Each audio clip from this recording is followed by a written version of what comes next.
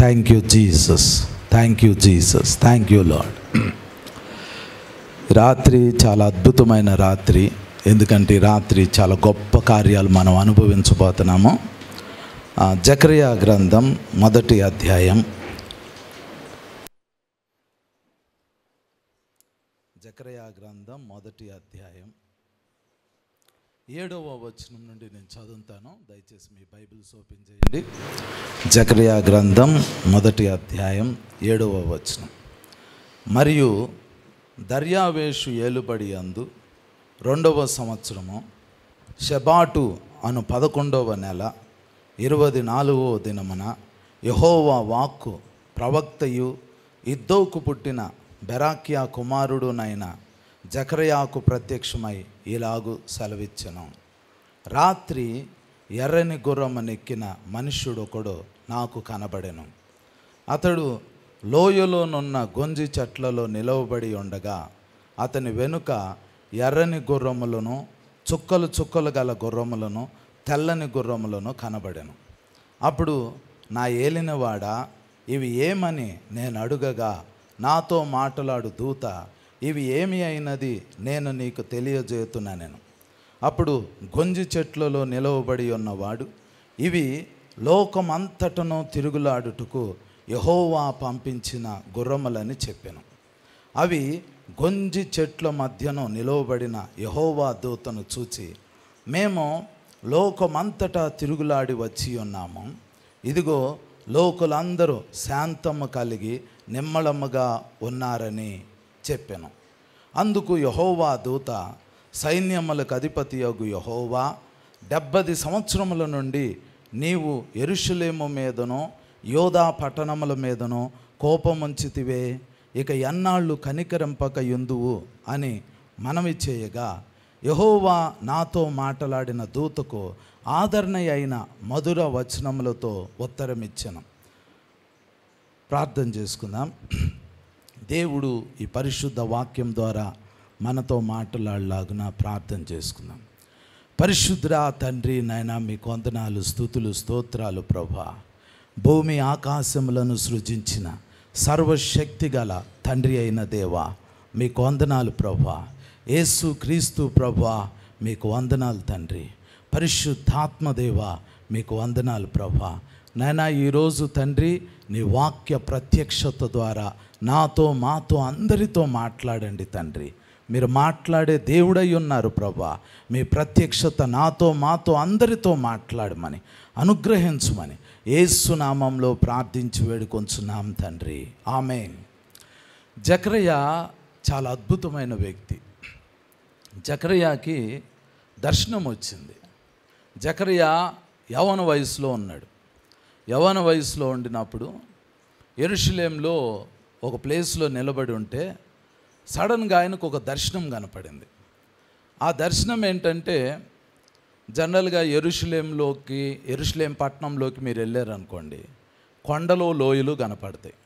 ఈ జకర్యా అని ఆయన ఆ కొండలో లోయల్లో ఎక్కడ నిలబడ్డాడో తెలియదు, కానీ ఆయన నిలబడిన ప్లేస్కి ఎదురుగా ఒక లోయ ఉంది. అందులో గొంజి చెట్లు ఉన్నాయి. గొంజి చెట్లు అంటే ఇది ఒక్కొక్క చెట్టు 17 అడుగులు 16 అడుగులు ఎత్తు ఉంటుంది. దాని ఆకులు చాలా అద్భుతమైన వాసన ఇస్తుంది. దాని పువ్వులు కూడా చాలా అద్భుతంగా ఉంటాయి. ఆ ఆకులతోటి ఆ పువ్వులతోటి పెర్ఫ్యూమ్స్ కూడా తయారు చేస్తారు. అవి చాలా అద్భుతమైన చెట్లు గొంజి చెట్లు అనేది. జకర్యా అక్కడ నిలబడి ఉంటే ఒక ఆయన ఎర్రని గుర్రం మీద అక్కడ ఉన్నారు. ఎర్రని గుర్రం. జకర్యా ఆ ఎర్రని గుర్రాన్ని చూశాడు. ఎర్రని గుర్రం వెనకాల లోయలో గొంజి చెట్లు ఉన్నాయి. ఆ గొంజి చెట్ల దగ్గర ఇంకా 3 గుర్రాలు ఉన్నాయి. ఒకటేమో ఎర్రని గుర్రం అని అన్నారు, కానీ అది గ్రీక్ భాషలో, హీబ్రూ భాషలో ఏమని ఉంటుందంటే అది పింక్ కలర్లో ఉంటుంది. ఒక గుర్రం ఏమో పింక్ కలర్లో, అంటే పింక్కి రెడ్కి మధ్యలో ఉన్న కలర్లో ఉంది. ఒకటేమో వైట్ కలర్లో ఉంది. ఒకటేమో చుక్కల చుక్కల గుర్రం ఉంది. చుక్కల చుక్కల గుర్రం ఉంది. గుర్రాలు ఉన్నాయి అక్కడ. జకర్యా అది చూస్తున్నాడు. ఎర్రని గుర్రం మీద కూర్చున్న ఆయన జకర్యాతో మాట్లాడుతున్నాడు. ఆ గుర్రాలు, ఆ గొంజి చెట్లు వెనకాల ఉండిన గుర్రాలు, అవి ఈ ఎర్రని గుర్రం మీద కూర్చున్న ఆయనతో మాట్లాడుతున్నాయి. అవి ఎక్కడి నుంచి వచ్చినాయి అంటే ఇవన్నీ పరలోకం నుండి వచ్చినాయి. పరలోకం నుండి వచ్చిన గుర్రాలు. పరలోకం నుండి వచ్చిన వ్యక్తి ఆ గుర్రం మీద కూర్చుని ఉన్నాడు. దర్శనం అంటే ఊరికనే కళ్ళు మూసుకుని ప్రార్థన చేస్తున్నప్పుడు వచ్చింది కాదు. ఇది యెరూషలేములో ఆయన చూస్తున్నాడు. ఇది అద్భుతమైన విజన్ అది. అయితే కొంచెం సేపు ఉన్న తర్వాత ఆ మిగిలిన గుర్రాలు ఉన్నాయి చూడండి, ఆ వచనం చదువుతాను చూడండి. 11వ వచనం, జకర్యా గ్రంథం 1వ అధ్యాయం 11వ వచనం. 10వ వచనం దగ్గర నుండి చదువుతున్నాను. అప్పుడు గొంజి చెట్లలో నిలవబడి ఉన్నవాడు, ఇవి లోకమంతటను తిరుగులాడుటకు యెహోవా పంపించిన గుర్రములని చెప్పాను. అవి గొంజి చెట్ల మధ్యను నిలవబడిన యెహోవా దూతను చూచి, మేము లోకమంతటా తిరుగులాడి వచ్చి ఉన్నాము. ఇదిగో లోకులందరూ శాంతము కలిగి నిమ్మలమ్మగా ఉన్నారని చెప్పాను. ఇంతకీ గుర్రాలు మీరు మళ్ళీ గుర్తుపెట్టుకోండి. ఒకటేమో డార్క్ రెడ్లో ఉంది ఒక గుర్రం, ఒకటేమో రోజ్ కలర్లో ఉంది, ఒకటేమో వైట్ కలర్లో ఉంది, ఒకటేమో చుక్కలు చుక్కలు గుర్రాలు. మొత్తం 4 గుర్రాలు. వాటిల్లో ఒక గుర్రం మీద ఒక ఆయన కూర్చున్నాడు. జకర్యా ఆయనతో మాట్లాడుతున్నాడు. ఇప్పుడు ఆ గుర్రాల పని ఏంటంటే అవి హెవెన్ నుంచి వచ్చినాయి, పరలోకం నుండి పంపబడినాయి. అవి లోకమంతటా తిరిగినాయి అంట, ఒక రౌండ్ వేసినాయి ఆ గుర్రాలు. అవి వచ్చి ఈ ఎర్రని గుర్రం మీద కూర్చున్న ఆయనతో చెప్తున్నాయి, మేము లోకమంతటా తిరిగాము, అంతా చాలా నిమ్మళంగా ఉంది, చాలా ప్రశాంతంగా ఉంది అని ఆ గుర్రాలు చెబుతున్నాయి.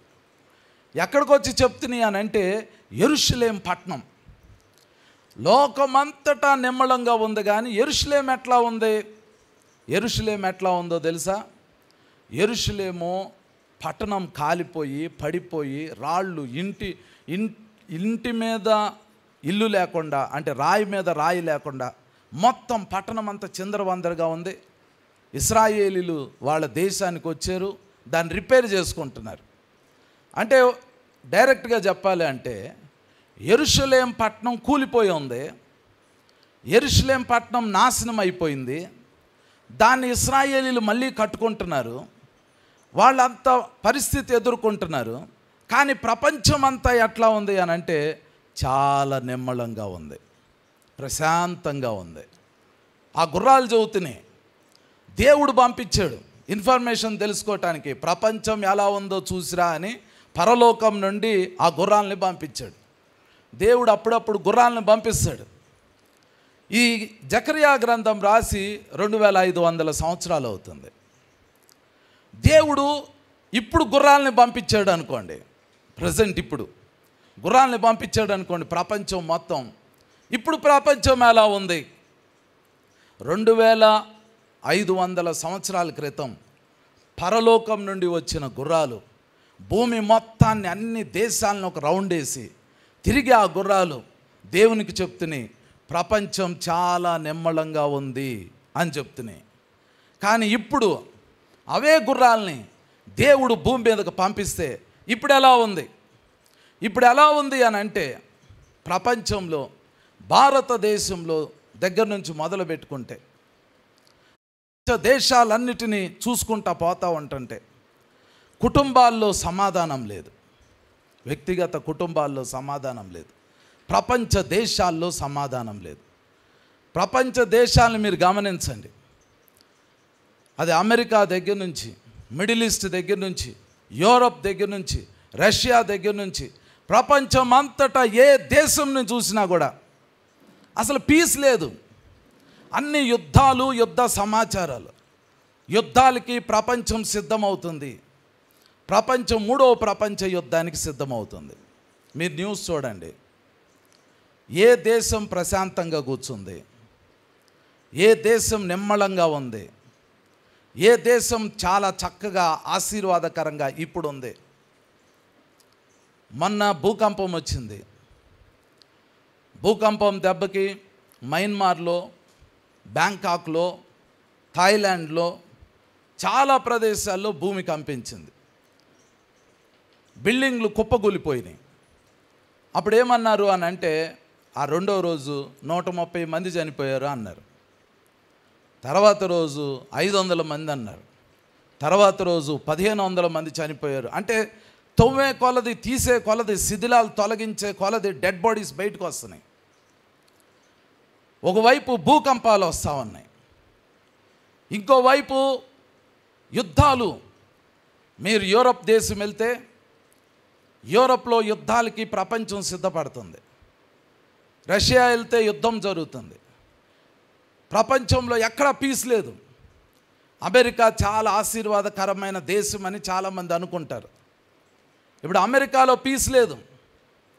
అమెరికా వాళ్ళ దేశంలో ఏదేదో చేస్తుంది. అంటే ఇప్పుడు ఇందాక నేను జకర్యా గ్రంథంలో చెప్పినట్లు దేవుడు ఆ 4 గుర్రాలను గనక భూమి మీదకు పంపిస్తే ఇప్పుడు ఏమి రిజల్ట్? ఆ గుర్రాలు దేవుని దగ్గరికి వెళ్ళి ఏం చెప్తాయి అని అంటే, ఎక్కడా పీస్ లేదని ఆయన అని చెబుతుంది. ప్రకటన గ్రంథం 6వ అధ్యాయం.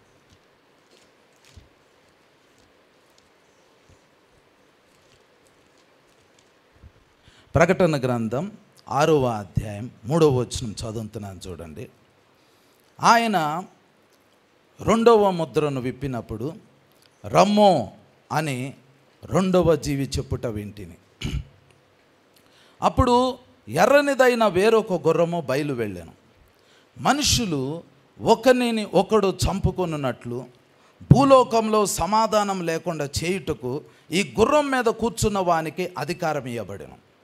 మరియు అతనికి ఒక పెద్ద ఖడ్గం ఇవ్వబడెను. ఆయన 3వ ముద్రను విప్పినప్పుడు రమ్మో అని 3వ జీవి చెప్పుట వింటిని. నేను చూడగా ఇదిగో ఒక నల్లని గుర్రము కనబడెను.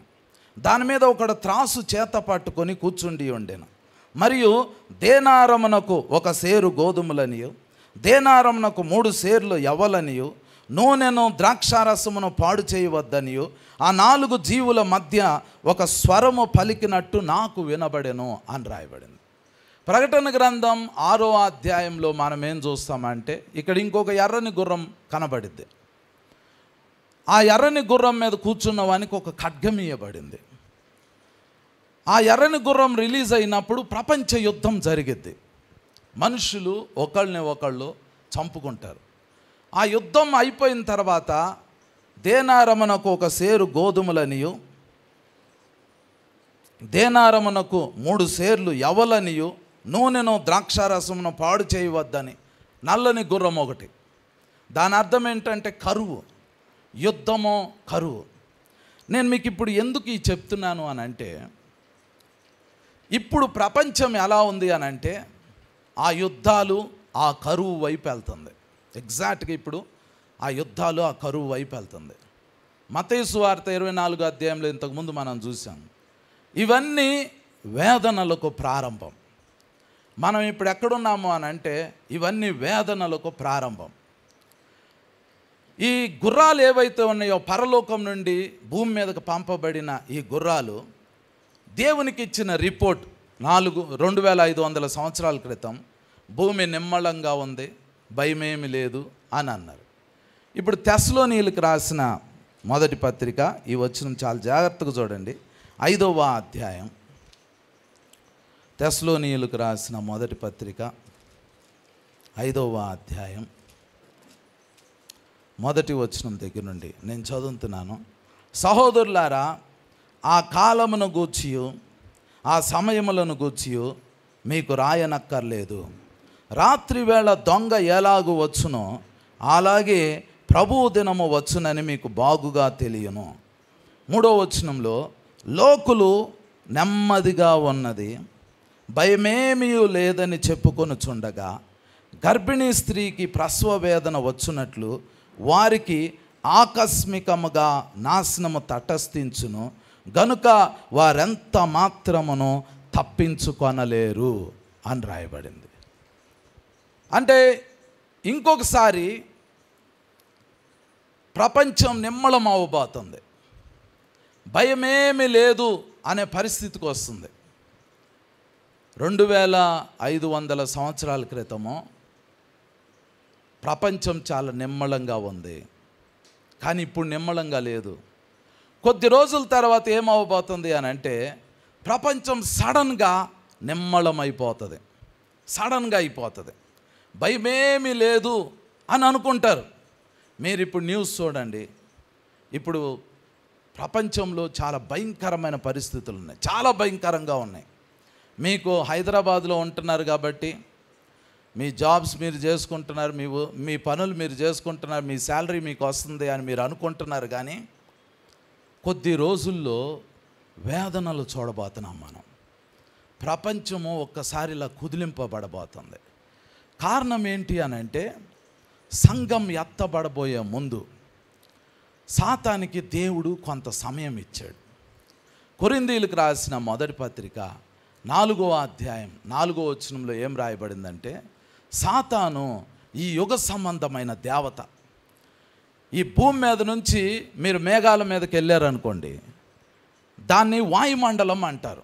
మేఘాలు ఉన్న స్థలం వాయుమండలం అంటారు. అక్కడ సాతాను కూర్చున్నాడు. ఇప్పుడు మనం నివసిస్తున్న ఈ భూమికి వాడు ఒక దేవతగా ఉన్నాడు, వాడు ఒక అధికారిగా ఉన్నాడు. వాడి చేతుల్లో ఈ వరల్డ్ సిస్టమ్స్ ఉన్నాయి. ఇప్పుడున్న గవర్నమెంట్స్ని కానివ్వండి, ఇప్పుడున్న సిస్టమ్స్ని కానివ్వండి, సాతాను పరిపాలిస్తూ ఉన్నాడు. మీకు ఇంకా అర్థమయ్యేలా చెప్పాలి అని అంటే, యేసు ప్రభు 40 రోజులు ఉపవాసం అన్నాడు. అప్పుడు సాతాను యేసు ప్రభు దగ్గరికి వెళ్ళాడు. యేసు ప్రభుతో ఒక డీల్ మాట్లాడుకోవాలి అని అనుకున్నాడు. సాతాను అంటాడు, నువ్వు సాగిలపడి నాకు నమస్కారం చేస్తే నేను నీకు ఈ లోకరాజ్యాలన్నిటినీ వాటి మహిమను నీకు ఇస్తాను అని అన్నాడు. సాతాను అన్నాడు ఆ మాట. అప్పుడు యేసు ప్రభు ఏమనాలంటే, ఈ లోకరాజ్యాలన్నీ ఇవ్వటానికి నువ్వెవరివే, ఈ లోకరాజ్యాలన్నీ నీ కాదు అని అనాలి యేసు ప్రభు. కానీ అలా అనలా. సాతాను యేసు ప్రభు దగ్గర అబద్ధం ఆడలా. సాతాను నిజమే చెప్పాడు యేసు ప్రభు దగ్గర. నిజం ఏంటి అని అంటే, ఈ లోకరాజ్యాలన్నీ నీకు ఇస్తా నువ్వు సాగిలపడి నాకు నమస్కారం చేస్తే. అంటే అర్థం ఏంటంటే, ఈ లోకరాజ్యాలన్నీ సాతాను చేతుల్లో ఉన్నాయి. సాతాను ఈ లోకరాజ్యాలన్నిటినీ తన గుప్పెట్లో పెట్టుకున్నాడు. ఇప్పుడు లోకంలో దేవుని బిడ్డలు జీవిస్తున్నారు, లోకంలో మనుషులు జీవిస్తున్నారు. కానీ సిస్టమ్ మొత్తం ఇప్పుడు ఎవరి చేతుల్లో ఉంది అని అంటే, సాతాను చేతుల్లో ఉంది. భూకంపాలు దేవుడు పంపిస్తే వచ్చేవి కాదు. భూకంపాలు దేవుడు ఎప్పుడు భూకంపాలు కలిగించి మనుషుల్ని చంపడు. దేవుడు అలా చేయడు. కానీ భూకంపాలు ఎందుకు వస్తున్నాయి, యుద్ధాలు ఎందుకు వస్తున్నాయి, తెగుళ్ళు ఎందుకు వస్తున్నాయి, భయంకరమైన వేదనలు ఎందుకు వస్తున్నాయి? ఎందుకు వస్తున్నాయి అని అంటే, సాతాను తన సిస్టమ్ని కదిలించబోతున్నాడు. ఎందుకు అని అంటే, వాడికి ఇవ్వబడిన సమయం కొంచెమే. వాడికి తెలుసు వాడి టైం అయిపోయింది. ఇక వాడి అంతమేంటో వాడికి తెలుసు. సంఘం ఎత్తబడబోయే ముందు సాతాను ఏం చెయ్యాలో అది చేయగలుగుతాడు. జకర్యా గ్రంథం 1వ అధ్యాయంలో మనం ఏం చూసామో అంటే, దేవుడేమో పరలోకంలో ఉన్నాడు, 4 గుర్రాలని భూమి మీదకు పంపించాడు. ఆ గుర్రాలు భూమి అంతా తిరిగినాయి. ఆ గుర్రాలు చెబుతున్నాయి, నిమ్మళంగా ఉంది, ప్రపంచం చాలా పీస్ఫుల్గా ఉంది అని చెప్పినాయి. కానీ ఇప్పుడు పీస్ఫుల్గా లేదు. ఇప్పుడు ఏం జరుగుతుంది అని అంటే, దేవుడు సాతానికి ఇచ్చిన టైం అయిపోతుంది అని సాతానికి అర్థమైపోయింది. ఇప్పుడు సాతాను ఏం చేయాలి, సాతాను ఎలా చేయాలి?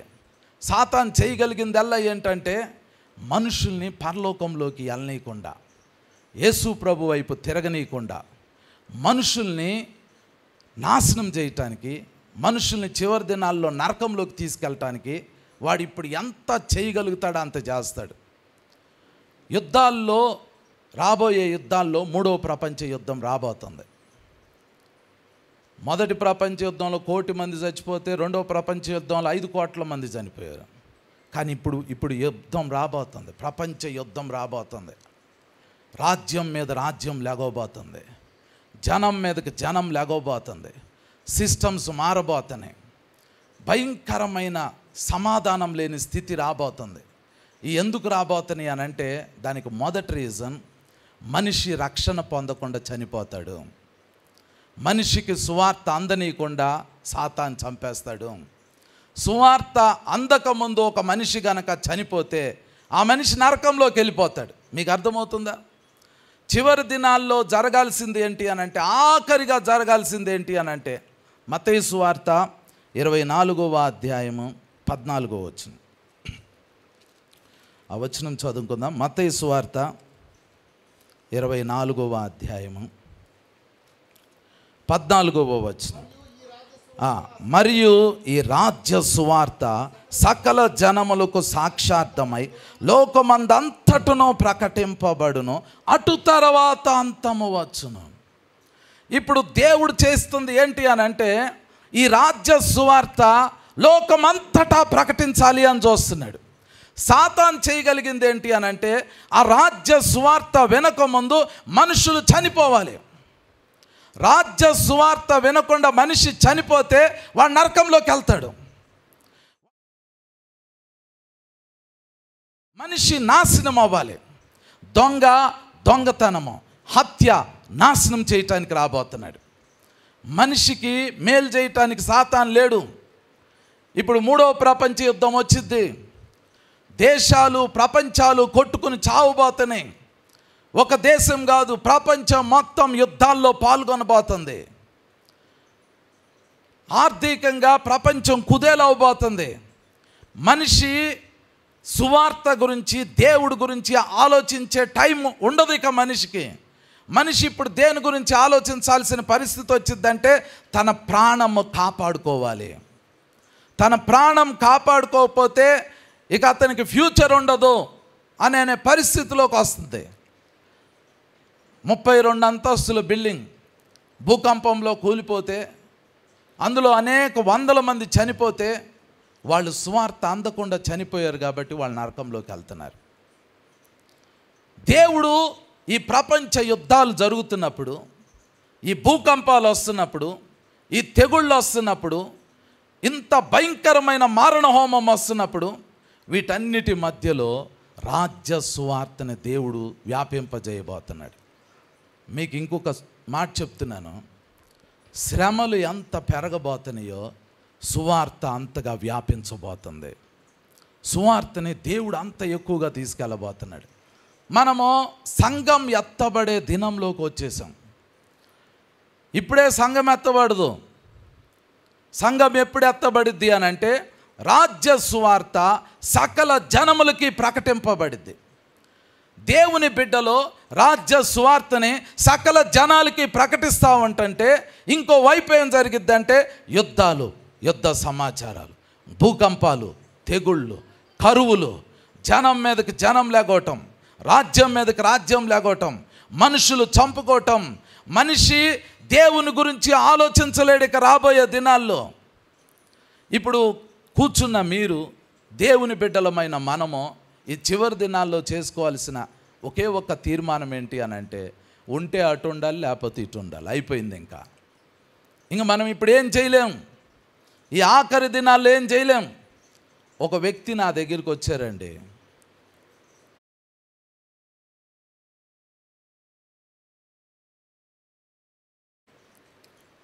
ఆమె ప్రాబ్లం ఇప్పుడు ఆమె ఎస్సీగా ఉండినప్పుడు ఆ రిజర్వేషన్ మీద ఆమెకి గవర్నమెంట్ జాబ్ వచ్చింది. జాబ్లో జాయిన్ అయింది. కొన్ని సంవత్సరాలుగా జాబ్ చేస్తుంది. ఇప్పుడు ఆమెకి ఒక లెటర్ రాశారు. నువ్వు ఈ జాబ్ని ఎస్సీగా ఉండినప్పుడు పొందుకున్నావు. ఇప్పుడు నువ్వు చర్చికి వెళ్తున్నావు. ఇప్పుడు నువ్వు ప్రార్థన చేసుకుంటున్నావు. అంటే నువ్వు క్రిస్టియన్ అయ్యావు.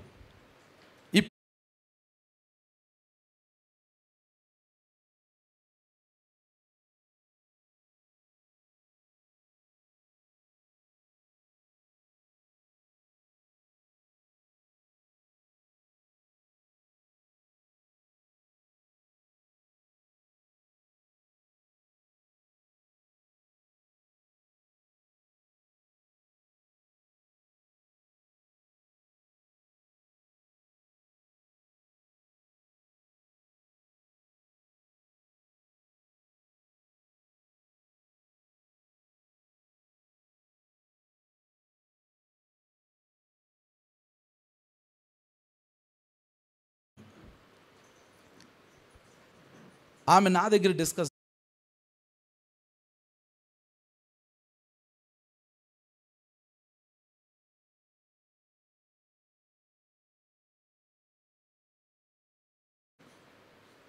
ఆమె ఇప్పుడు ఏం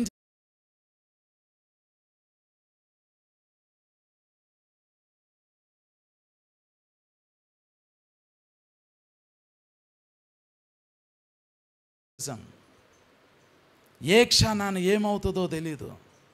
ఇప్పుడు ఆమె ఏం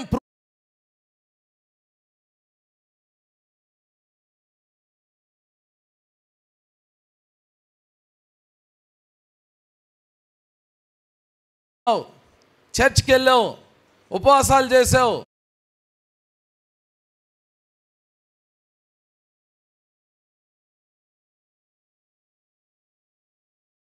ఇవన్నీ మా ఇంట్లో నుంచి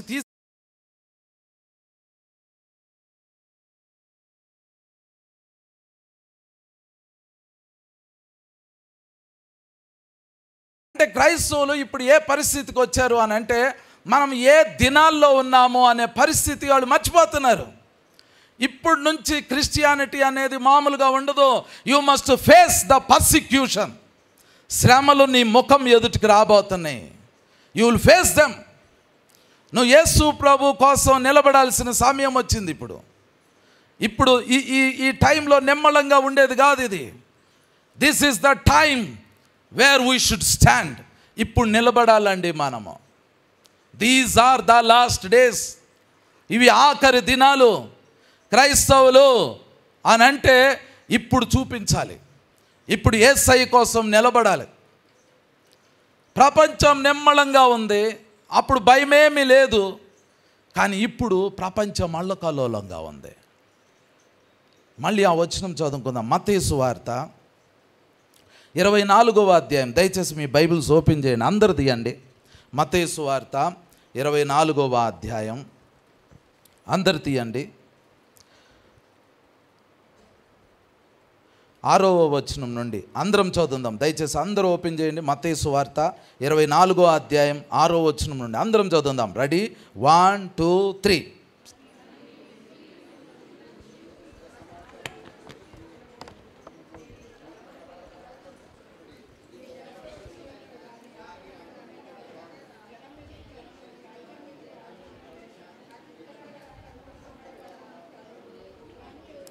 ఇవన్నీ వేదనలకు ప్రారంభము. అప్పుడు జనులు మిమ్మల్ని శ్రమల పాలు చేసి చంపెదరు. మీరు నా నామము నిమిత్తము సకల జనముల చేత ద్వేషింపబడుదురు. అనేకులు అభ్యంతరపడి ఒకరినొకడు అప్పగించి ఒకరినొకడు ద్వేషింతురు అని రాయబడింది. మీరు వినండి, ఏ దినాల్లోకి వచ్చేసామో మనము. ఇది వరకు అమ్మ యేసు ప్రభుని నమ్ముకో, నీకు దేవుడు మంచి ఉద్యోగం ఇస్తాడు. యేసు ప్రభుని నమ్ముకో, నీకు పిల్లలు పుడతారు. యేసు ప్రభుని నమ్ముకో, నీ అప్పులు పోతాయి. యేసు ప్రభుని నమ్ముకో, నీ వ్యాధి స్వస్థపరచబడిద్ది. కానీ ఇప్పుడు నువ్వు యేసు ప్రభుని నమ్ముకుంటే నీ ఉద్యోగం పోయిద్ది. నువ్వు యేసు ప్రభుని నమ్ముకుంటే నిన్ను ద్వేషిస్తారు. నువ్వు యేసు ప్రభుని నమ్ముకుంటే నిన్ను చంపుతారు. నువ్వు యేసు ప్రభుని నమ్ముకున్నందుకు యేసు ప్రభువే తన నోట్లో నుంచి వచ్చిన మాటలతో ఆయనే చెప్పారు, మీరు సకల జనముల చేత ద్వేషింపబడుదురు. You will be hated for my sake, for my name sake. నా నామము నిమిత్తము సకల జనముల చేత మీరు ద్వేషింపబడుదురు. ఎప్పుడు ఇది? ఇవన్నీ వేదనలకు ప్రారంభం. కొంతమంది ఏమంటారంటే, అసలు వేదనలు రాకముందు సడన్గా ఏదో ఒక టైంలో సంఘం ఎత్తబడితే మనం ఎత్తబడిపోతామని అంటారు. కాదు, మనం ఇక్కడ ఈ భూమి మీద ఉన్నప్పుడే మన తరంలోనే చర్చ్ అనేది పరలోకంలోకి వెళ్ళబోతుంది. మనం పరలోకంలోకి వెళ్ళబోతున్నాం. ఇక్కడున్న ఏ ఒక్క వ్యక్తి చనిపోడు. ర్యాప్చర్ చూడబోతున్నాం, సంఘం ఎత్తబడటం చూడబోతున్నాం. కానీ సంఘం ఎత్తబడేది చూడబోయే సమయంలో తప్పనిసరిగా ఈ ప్రవచనాల్ని మన కళ్ళతో చూస్తాం. ఈ ప్రాఫెసీస్ మనం ఫుల్ఫిల్ అవటం చూస్తాం. మనది లాస్ట్ జనరేషన్, మనది ఆఖరి తరము. మా పిల్లలు ఇంత పిల్లలు, వాళ్ళు పెరిగి పెద్దవాళ్ళై వాళ్ళ పిల్లల్ని కానీ నేను తాతను అవటానికి అంత టైం లేదు. ఇప్పుడు మత్తయి సువార్త 24వ అధ్యాయంలో ఏ ప్రవచనాలు అయితే రాయబడి ఉన్నాయో అవి మన కాలంలో నెరవేరుతున్నాయి. అదేదో ఒక దేశంలో నెరవేరటం కాదు, ఒక కాలంలో నెరవేరటం కాదు, ఇవి వరల్డ్ వైడ్ వచ్చినాయి. ఇక్కడ హింస పెడితే ఇంకొక దేశంలోకి వెళ్ళి అక్కడ సుఖంగా ఉండటానికి లేదు, ఇక అక్కడ ఉంది, ఇక్కడ ఉంది.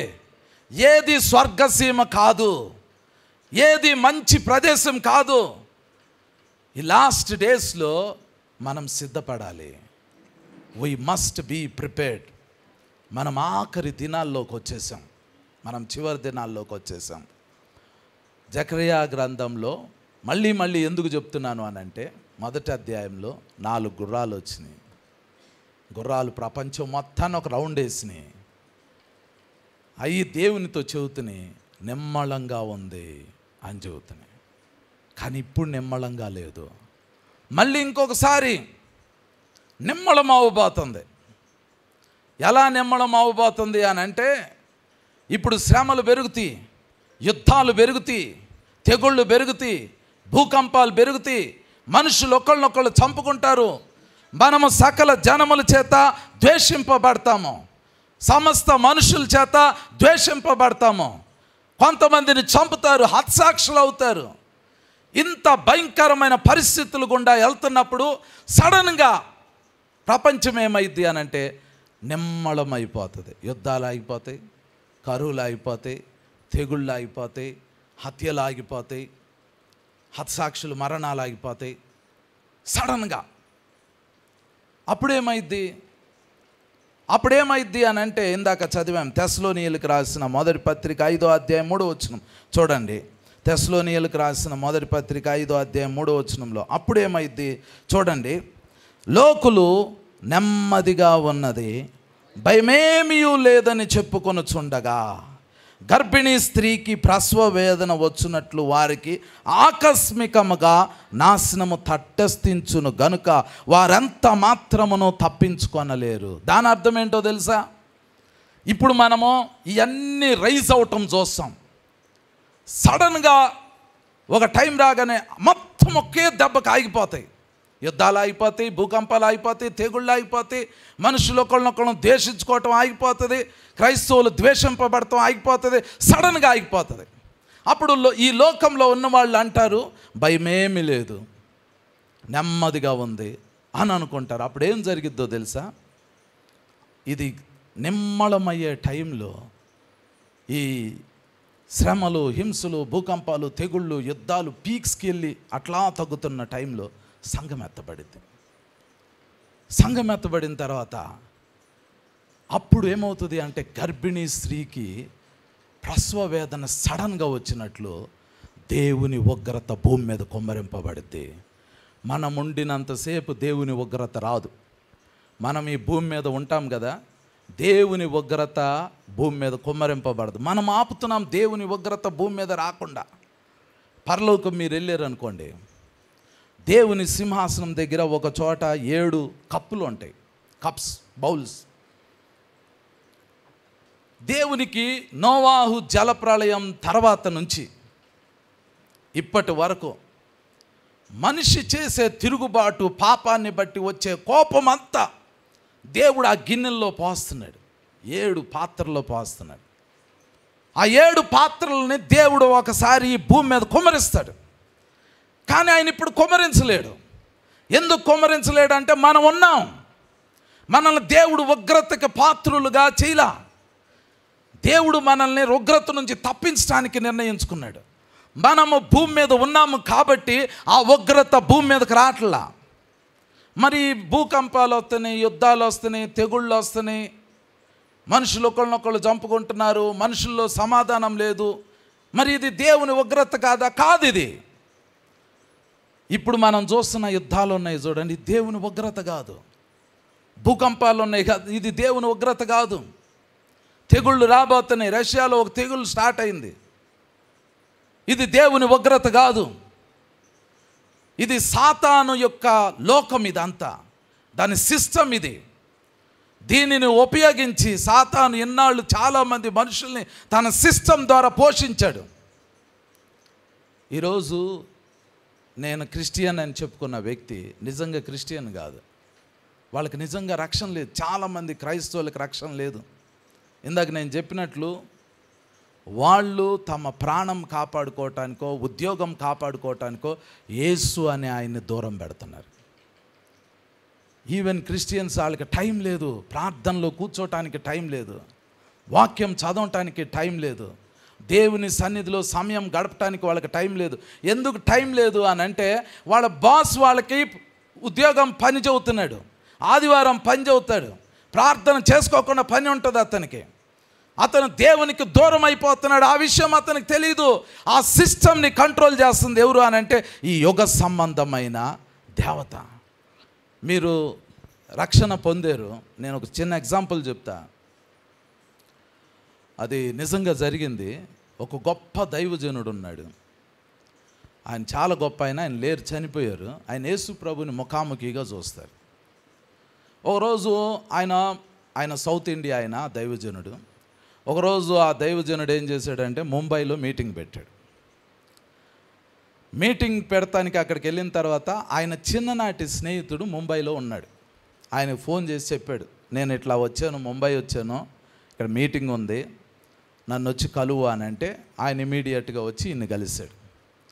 మీటింగ్ అయిపోయింది. తర్వాత ఇద్దరు కలిసి వాళ్ళ ఇంటికి వెళ్ళారు ముంబైలో. వెళ్తున్నప్పుడు దారిలో ఈ దైవజనుడు వాళ్ళ చిన్ననాటి స్నేహితుడికి తన సాక్ష్యాన్ని చెప్పడం స్టార్ట్ చేశాడు. నేను ఇట్లా గంటలు ప్రార్థన చేసేవాడిని, నాకు యేసు ప్రభు ప్రత్యక్షమయ్యాడు, యేసు ప్రభు నాతో మాట్లాడాడు, నాకు అప్పుడప్పుడు ప్రభు ముఖాముఖిగా ప్రత్యక్షం అవుతాడు అని చెప్తాం స్టార్ట్ చేశాడు. అప్పుడు ఆ చిన్ననాటి స్నేహితుడు చాలా ఆసక్తి కలిగి ఆయనతో ఏమంటాడంటే, అరే నీతోటి యేసు ప్రభు ఇంకోసారి మాట్లాడినప్పుడు, నీకు ముఖాముఖిగా ప్రత్యక్షమైనప్పుడు, అప్పుడు యేసు ప్రభుని నా గురించి ఏమనుకుంటున్నాడో ఒకసారి కనుక్కో అంటాడు. సరే అని అంటాడు. ఆ రోజు వీళ్ళింట్లోనే ఉంటాడు ఆ దైవజనుడు. ఈయనకు ఒక రూమ్ ఇచ్చారు. ఈయన ప్రేయర్ చేసుకుంటా ఉంటుంటే సడన్గా ఆ రూమ్లో యేసు ప్రభు ముఖాముఖిగా ప్రత్యక్షమయ్యాడు.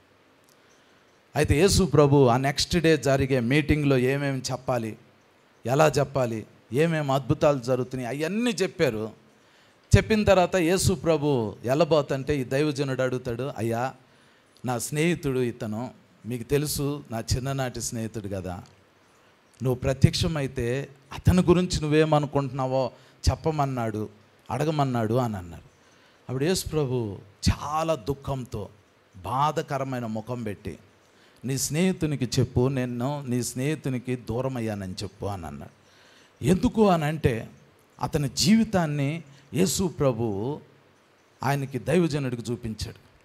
ఆయన సౌత్ ఇండియా నుంచి వెళ్ళిన ఆయన డిగ్రీ చదివి ఖాళీగా ఇంట్లో ఉన్నప్పుడు వాళ్ళ నాన్నగారు అతన్ని రోజు తిడతా ఉంటుంటే అది భరించలేక బట్టలు సర్దుకుని ముంబై వచ్చాడంట.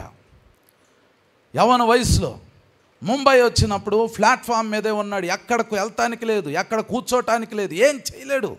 ప్లాట్ఫామ్ మీద కూర్చున్నాడు అతను. ప్లాట్ఫామ్ మీద రొట్టె కొనుక్కొని తినేవాడు, అక్కడ ట్యాప్లో వాటర్ తాగేవాడు. ఈవినింగ్ అయితే ఆ ప్లాట్ఫామ్ మీద బెంచ్ మీద పడుకునేవాడు. ఆ టైంలో పడుకునేటప్పుడు అతను కాసేపు కూర్చుని పిచ్చిగా మాట్లాడుతూ ఉండేవాడంట. అప్పటికి క్రిస్టియనే.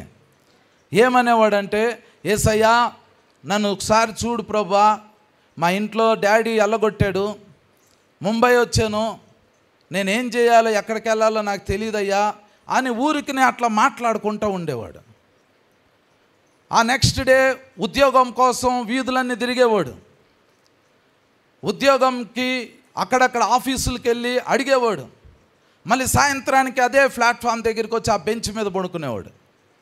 పడుకునేటప్పుడు అతనితో మాట్లాడేవాళ్ళు ఎవరు లేరు కాబట్టి ఖాళీగా కూర్చుని అనేవాడంట, ప్రభువా ఈరోజు అక్కడికి వెళ్ళాను, ఉద్యోగం లేదన్నారు, ఇక్కడికి వెళ్ళాను, ఉద్యోగం లేదన్నారు, తినటానికి తినలేదు ప్రభువా, నేను ఒక కాఫీ తాగాను, నన్ను చూడయ్యా అని అట్లా మాట్లాడి పడుకునేవాడు. ఆశ్చర్యమైన విషయం ఏంటంటే ఆ బెంచ్ పక్కనే ఈయన యేసయ్యా అని పిలిచినప్పుడు యేసు ప్రభు వచ్చి అక్కడ కూర్చునేవాడు. ఇతను యేసయ్యా అని స్టార్ట్ చేసి ఏదేదైతే చెప్తున్నాడో యేసు ప్రభు ఆ మాటలన్నీ ఒక పుస్తకంలో రాసుకుని దగ్గర కూర్చుని చాలా శ్రద్ధగా వినేవాడు యేసు ప్రభు. ఆ తర్వాత ఆ బుక్ని హెవెన్కి తీసుకెళ్ళేవాడు యేసు ప్రభు. యేసు ప్రభు కూర్చుని ఆ బుక్ చూసుకుంటా, ఇతన్ని చూసుకుంటా, నా కుమారుడు అని మురిసిపోయేవాడు. ఒకరోజు యేసు ప్రభు ఆ పుస్తకాన్ని తీసుకుని తండ్రి అయిన దేవుని దగ్గరికి వెళ్ళి తండ్రితో చెప్పారంట, నా కుమారుడు ఈ కుమారుడిని నువ్వు ఆశీర్వదించాలయ్యా, వేరే దిక్కు లేదు, నన్నే పిలుస్తున్నాడు, మీరు ఆశీర్వదించాలి. తండ్రి అయిన దేవుడు అన్నాడంట, అతన్ని నేను గొప్పగా ఆశీర్వదిస్తాను. ఆ తర్వాత యేసు ప్రభు అతనికి ఒక మంచి జాబ్ ఇచ్చారు. ఆ విషయం ఆయనకు తెలీదు. అతనికి జాబ్ వచ్చింది. చిన్న రూమ్లో ఉంటా అలిసిపోయినప్పుడు ఆయన పడుకునేటప్పుడు, ప్రభువా ఈరోజు అంతా ఆఫీస్లో ఇట్లా అయిపోయింది ప్రభువా, ఇంత శ్రమ వచ్చేసింది, ఏం చేయాలో అర్థం కావట్లేదు నాయన, శాలరీ అయితే తక్కువ నాయన అని ఇట్లా మాట్లాడుతున్నాడు. అది ప్రేయర్ కాదు.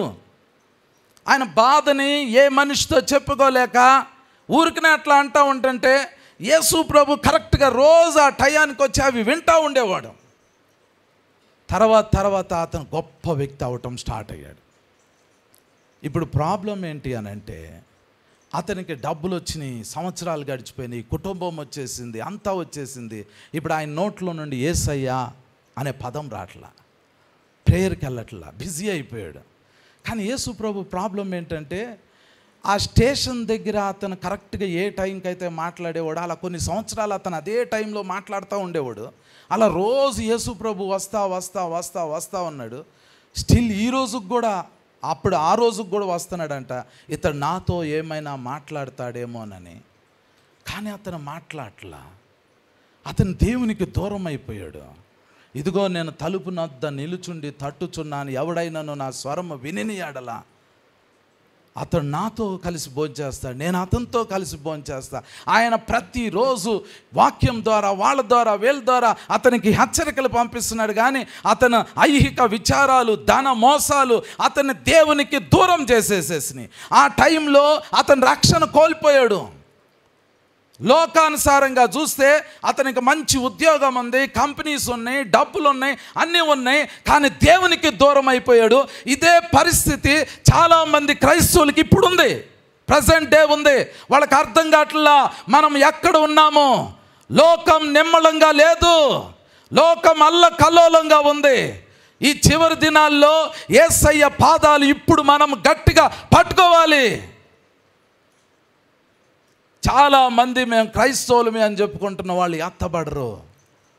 అది షాకింగ్. అది విడవబడతారు. ఒకళ్ళు ఎత్తబడుతున్నారు, ఒకళ్ళు విడవబడుతున్నారు. అంటే చివరి దినాల్లో యేసయ్యని, వాక్యాన్ని, ప్రార్థనని సీరియస్గా తీసుకోరు. ప్రపంచంలో ఏం జరుగుతుందో సీరియస్గా తీసుకోరు. ఇప్పుడు నువ్వు సీరియస్గా తీసుకోవాలి. యేసు ప్రభు ఆ దైవజనుడికి చెప్పాడు, ఇప్పుడు నేను ఆయనకి దూరం అయిపోయా, అతని జీవితంలో నేను లేను. అతనికి డబ్బులు ఉన్నాయి, పేరు ప్రఖ్యాతులు ఉన్నాయి, అన్నీ ఉన్నాయి, కానీ నేను లేను అతని జీవితంలో. ఆ మాట యేసు ప్రభు చెప్పి వెళ్ళిపోయిన తర్వాత ఈ దైవజనుడు భయంకరంగా ఏడ్చి నెక్స్ట్ డే అది చెప్తే ఆయన ఏడ్చేశాడు, రిపెంట్ అయ్యాడు.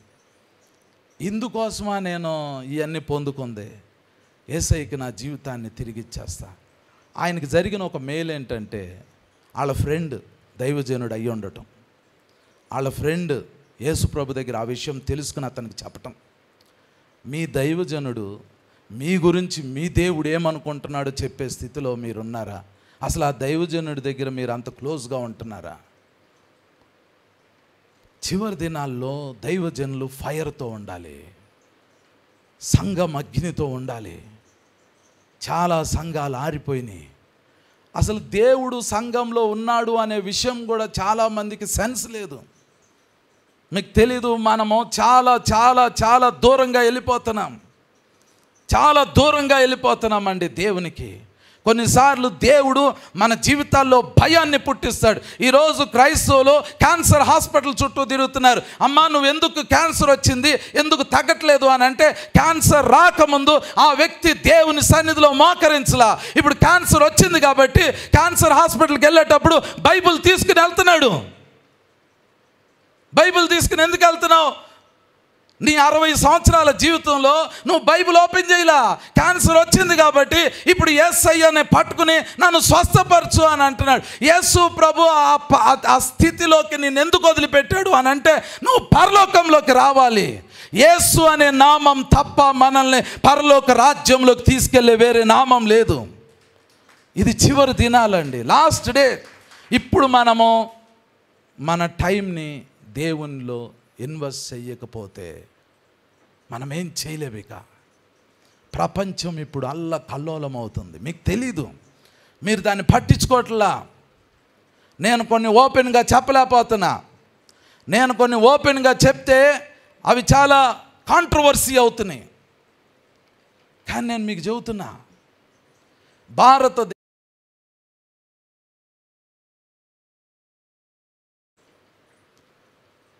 ఇప్పుడు నేను ఎవరికి అగెన్స్ట్గా మాట్లాడలేను. మీకు తెలుసు, వార్తలు చూస్తే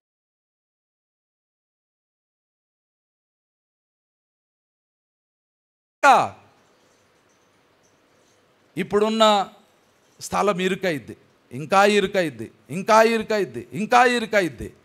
కానీ యేసు ప్రభు చివరి దినాల్లో ఏం చేయబోతున్నాడంటే, రాజ్య సువార్త కొరకు మనల్ని లేపబోతున్నాడు. బూది గంతాలకి వరకు రాజ్య సువార్త ఎవరు తీసుకెళ్తారో తెలుసా? మీరే. రాజ్య సువార్త పొలిటీషియన్స్ ప్రకటించరు, రాజ్య సువార్త సినిమా హీరోలు ప్రకటించరు, రాజ్య సువార్త కోటీశ్వరులు కాదు ప్రకటించేది, రాజ్య సువార్త రాజ్యపు వారసులు ప్రకటిస్తారు. మనం వారసులమే, మనం రాజ్య సువార్తను తీసుకెళ్ళబోతున్నాము. లాస్ట్ పని, దేవుడు మన నుంచి ఎక్స్పెక్ట్ చేస్తున్న ఆఖరి పని, చివరి దినాల్లో మనం చేయగలిగిన ఆఖరి పని ఏంటంటే, ఈ రాజ్య సువార్త సకల జనములకు ప్రకటించాలి. అంతే, ఇక లాస్ట్ది. అటు యుద్ధాలు జరుగుతాయి, ఇటు కరువులు వస్తున్నాయి, ఇటు భూకంపాలు వస్తున్నాయి, ఇటు తెగుళ్ళు వస్తున్నాయి, జనం మీదకి జనం లెగుస్తున్నారు, మనము సకల జనముల చేత ద్వేషింపబడుతున్నాము. వీటన్నిటి మధ్యలో వెలుగుగా, ప్రపంచానికి వెలుగుగా మనం రాజ్య సువార్తని తీసుకెళ్ళాలి. నిన్ను యేసు ప్రభు స్వస్థపరుస్తాడు, నీకు ఆరోగ్యం ఇస్తాడు, నీ అప్పులు తీర్చేస్తాడు, నువ్వు అడిగింది చేస్తాడు. కానీ దేవుడు చివరి దినాల్లో నీ నుంచి ఎక్స్పెక్ట్ చేస్తుంది ఏంటో తెలుసా? రాజ్య సువార్త సకల జనములకి మీరు ప్రకటించాలి, నేను ప్రకటించాలి. ఈ టైం నిద్రపోయేది కాదు, ఈ టైం మనం కాలక్షేపం చేసే టైం కాదు, మీరు మీ అంతటా మీకోసం మీరు ప్రార్థన చేసుకునే టైం కాదు ఇది. ఇప్పుడు మీకోసం ప్రార్థన చేసుకుని లోకానికి సువార్త అందించాలి. అందించకపోతే, మనం నోరు మూసుకుని మౌనంగా ఉంటే, రాజ్య సువార్త ప్రకటింపబడకపోతే, ఇప్పుడే ఎందుకు భూకంపం వస్తుంది, 32 అంతస్తుల బిల్డింగ్ ఒక్క దెబ్బకి ఎందుకు కుప్పకూలిపోతుంది, అందులో ఉన్న 100 మంది ఎందుకు చనిపోతున్నారు అని అంటే, మనము సువార్త వాళ్ళకి ప్రకటించక ముందు సాతాను ఆ పని చేయగలిగితే వాళ్ళు నరకానికి వెళ్తారు. మనము సువార్త అందించక ముందు రష్యా అనే దేశము ఇంకొక దేశం మీద అణుబాంబులు వేస్తే, ఇరాన్ అనే దేశము ఇంకో దేశం మీద అణుబాంబులు వేస్తే, 100 మంది 1000 మంది యుద్ధాల్లో చనిపోతే, రక్తం అలా ఏర్లై పారిపోతే, పారుతూ ఉంటుంటే వాళ్ళు రక్షణ పొందలేదు కాబట్టి వాళ్ళు నరకంలోకి వెళ్తారు. నరకంలోకి ఎందుకు వెళ్తున్నారు అని అంటే, ఇప్పుడు మనము రాజ్య సువార్తని సకల జనములకి ప్రకటించకపోతే అదే ప్రాబ్లం అవుతుంది. లాస్ట్ డేస్లో ఈ రాత్రి దేవుడు ఆకాశాన్ని మన మీద తెరవబోతున్నాడు. ఆయన ఏం చెప్పాడంటే, అంత్య దినాలలో అంటే ఇప్పుడు, అంత్య దినాలంటే ఇప్పుడు, అంత్య దినాలలో మనుషులందరి మీద నా ఆత్మను కుమ్మరిస్తా. ఎందుకు నాయనా నీ ఆత్మ మాకెందుకు? దేవుడు అంటాడు, మీరు రాజ్య సువార్తని సకల జనములకి ప్రకటించాలి, రాజ్య సువార్త సకల జనములకి ప్రకటించాలి. ఇప్పుడు నీ వల్ల దేవుడు ఎక్స్పెక్ట్ చేస్తున్న ఒకే ఒక్క విషయం ఏంటి అని అంటే, ఎలాగైనా నీ ద్వారా రాజ్య సువార్త ప్రకటింపబడాలి. ప్రాబ్లం ఏంటంటే, పౌలు ఇప్పుడు ఉన్నాడు అనుకోండి, ఆయన ప్రకటించేవాడు, పేతురు ఇప్పుడు ఉన్నాడు అనుకోండి, ఆయన ప్రకటించేవాడు. యోహాన్ ఇప్పుడు ఉన్నాడు అనుకోండి, ఆయన ప్రకటించేవాడు. వాళ్ళని దేవుడు ఎందుకు తీసేశాడు అని అంటే, ఈ లాస్ట్ జనరేషన్లో మనల్ని పెట్టాడు. ఇప్పుడు మనము వీఆర్ ద రెస్పాన్సిబుల్ పీపుల్.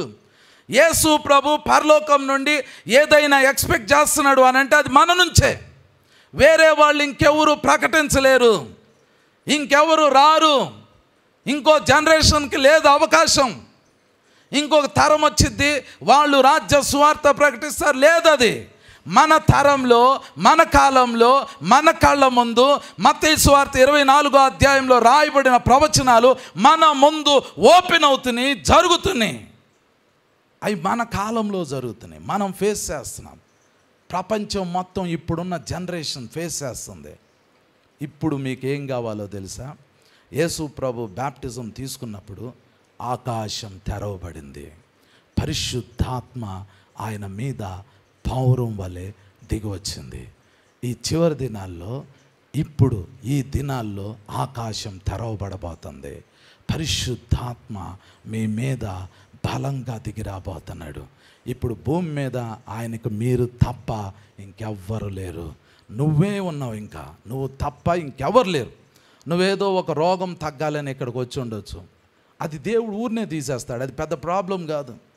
నీ కుటుంబంలో ఏదో ఒక సమస్యతో ఇక్కడికి వచ్చి ఉండొచ్చు, అది ఊరినే పోయిద్ది. ఒక బ్రదర్ ఉన్నాడు, ఆయనకి 70 సంవత్సరాల ఏజ్, ఆయన 40 సంవత్సరాల వయసు అప్పుడు పెళ్ళయింది. వాళ్ళ ఆవిడికి 62 సంవత్సరాలు. అయితే ఆయన 40 సంవత్సరాలు అప్పటి నుంచి ప్రార్థన చేస్తున్నాడంట పిల్లల కోసం.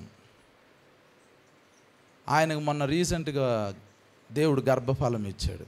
ఆయన షాక్ అయిపోయాడు. దేవుడు 62 సంవత్సరాల వయసులో వాళ్ళ ఆవిడ గర్భవతి అవటం దేవుడు మాట్లాడి చెప్పించాడు.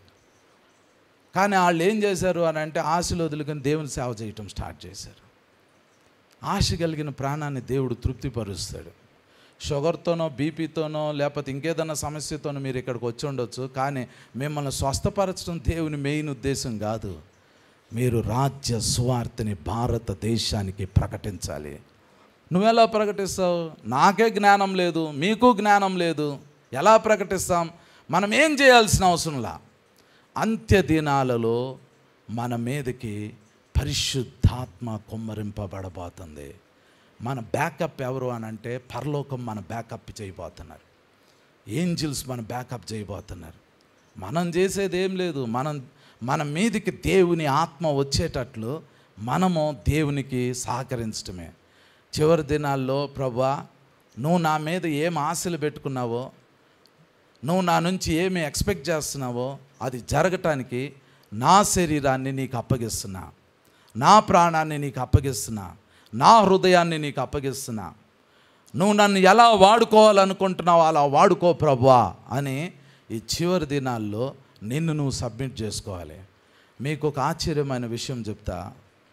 లోకము నెమ్మదిగా ఉంది అనే పరిస్థితి వస్తుందంటే సంఘం ఎత్తబడిపోయింది. లోకం అల్లకల్లోలంగా ఉంది అని అంటే రాజ్య సువార్త ప్రకటింపబడే టైం అదే. ఒక టైం అయిపోయిన తర్వాత సడన్గా కొరింథీ తెస్సలోనీయులకు రాసిన మొదటి పత్రిక 5:3 ప్రకారం లోకం నెమ్మదిగా ఉంది, భయమేమీ లేదు అని అనుకున్నప్పుడు హఠాత్తుగా గర్భిణీ స్త్రీకి ప్రసవ వేదన కలిగినట్లు హఠాత్తుగా ఆ దినము మన మీదకి రాదు. మనకు అర్థమైపోతుంది, నువ్వు ప్రకటించాల్సింది ఇప్పుడే, నువ్వు చేయాల్సింది ఇప్పుడే. ఇప్పుడు మనము చివరి దినాల్లోకి వచ్చేసాం. నువ్వు ఏం చేయాలి, ఎలా చేయాలి అదంతా దేవుడు చూసుకుంటాడు. మరి నువ్వేం చేయాలి? ఈ రాత్రి పరలోకం వైపు నీ కన్నులెత్తి యేసయ్యతో మాట్లాడి, ప్రభువా ఈ భూమి మీద నేను తప్పితే నీకెవరు లేరు, నీ పని చెయ్యాలి అని అంటే నేనే చెయ్యాలి, కాబట్టి నేనేం చేయాలో నాకు అర్థం అవ్వాలి అని అంటే నువ్వే నీ ఆత్మను నా మీద కుమ్మరించు అని అడగండి. ఈరోజు మీ మీద ఆయిల్ పోసి మీ తలల మీద చేతులుంచి ప్రార్థన చేయబోతున్నాం. మీరు అలా ప్రార్థన చేసేటప్పుడు మీ వ్యాధుల గురించి మీరు అడగాల్సిన అవసరంలా, అవి ఆటోమేటిక్గా స్వస్థతలు జరుగుతాయి, అద్భుతాలు జరుగుతాయి. మీ అప్పుల గురించి మిమ్మల్ని అప్పులోళ్ళు వేధిస్తుంటే అసలు దాని గురించి మర్చిపోండి. మీరు ఎక్కడి నుంచి ఇంటికి వెళ్ళేసరికి అప్పు వాళ్ళు క్షమించడమో, లేకపోతే అప్పు తీర్చడానికి దేవుడు ఇంకెవరినైనా పంపించడమో ఏదో చేసేస్తాడు. ప్రాబ్లమ్స్ ఊనే సాల్వ్ అయిపోతాయి. కానీ మీ గురేంటంటే మీరు యేసయ్యకి కావాలి. మీరు తప్ప ఇంకెవరు లేరు ఇప్పుడు యేసుప్రభుకి. మీ మీదే యేసుప్రభు నమ్మకం ఉంచాడు. ఆయన పరలోకంలో ఉన్నాడు, మనం భూమి మీద ఉన్నాం. భూమి మీద ఆయన పని కొరకు మనం ఏదైనా చేయాలి అని అంటే అది మనమే చెయ్యాలి. మనం తప్ప ఇంకెవరు లేరు. ఈ లాస్ట్ జనరేషన్లో నీ మీద దేవుడు ఎన్నో ఆశలు పెట్టుకున్నాడు. నువ్వు ఒప్పుకుంటే నీ భుజం మీద ఆయన రాజ్యభారం పెట్టాలనుకుంటున్నాడు. నువ్వు ఒప్పుకుంటే నీ మీద ఆకాశాన్ని తెరిచి తన ఆత్మను కుమ్మరించాలనుకుంటున్నాడు. నువ్వు ఒప్పుకుంటే నిన్ను వాడుకుని ప్రపంచాన్ని తల్లకిందులు చేయాలనుకుంటున్నాడు. అంతా నీ మీదే డిపెండ్ అయ్యి ఉంది. ఇప్పుడు యెషయా వెళ్ళి దేవుని సముఖంలో నిలబడితే దేవుడు వేరే వాళ్ళతో ఎవరితో అంటున్నాడు, మా నిమిత్తం ఎవరు వెళ్తారు, నేను ఎవరిని పంపాలి, మా నిమిత్తం ఎవరు వెళ్తారు. యెషయా అన్నాడు, నేను వెళ్తాను నాయనా, నన్ను పంపించు. నీ వయసు 70 సంవత్సరాలు అయ్యి ఉండొచ్చు, 20 సంవత్సరాలు అయ్యి ఉండొచ్చు, ఏదైనా అయ్యి ఉండొచ్చు. దేవుడు నిన్ను వాడుకోవటానికి ఇష్టపడుతున్నాడు. నిన్ను ఎక్కడ పెడతాడో తెలియదు. నువ్వు ఏ ఉద్యోగంలో ఉన్నావో, ఏ ఎడ్యుకేషన్లో ఉన్నావో, ఏ బిజినెస్లో ఉన్నావో, ఎక్కడున్నావో తెలియదు. అక్కడ దేవుడు నిన్ను వాడుకుంటాడు. వాడుకోవాలంటే ఇప్పుడు నిన్ను నువ్వు దేవునికి అప్పగించుకోవాలి. ఇది లాస్ట్ డే, ఇది అంత్యదినము. మీరు సిద్ధంగా ఉంటే మీ మీదకే ఆత్మ అభిషేకం, యేసయ్య స్వయంగా వచ్చి మీ తల మీద చేతులు పెట్టే దినం వచ్చేసింది. మీకోసం ఇప్పుడు ప్రార్థన చేస్తాం. చేసేటప్పుడు మీ 2 చేతులు ఇలా పెట్టండి. మీ చేతుల మీద కూడా ఆయిల్ వేస్తాం. మీకు ఎక్కడ రోగం ఉందో ప్రార్థన జరిగేటప్పుడు దాన్ని ఆయిల్ని అక్కడ అప్లై చేసుకోండి. అసలు తల నుంచి అరికాల వరకు రోగం ఉంటే జస్ట్ తల మీద పెట్టుకోండి. మీకోసం ప్రేయర్ చేస్తాం. తర్వాత గొప్ప అగ్ని అభిషేకం రాబోతుంది. దేవుని గొప్ప కార్యాలు జరగబోతున్నాయి. ఈరోజు మీలో చాలామంది యేసయ్యని కలవబోతున్నారు. దర్శనంలో యేసు ప్రభుని చూస్తారు. దేవుని అభిషేకం మీరు చూడబోతున్నారు. Something mighty is going to happen. అందరము యేసయ్యని పిలుస్తాం. దయచేసి అందరు లేచి నిలబడండి, కళ్ళు మూసుకోండి, ప్రార్థన చేసుకుందాం. ఈరోజు యేసు ప్రభుకి మనం మొరపెట్టబోతాం.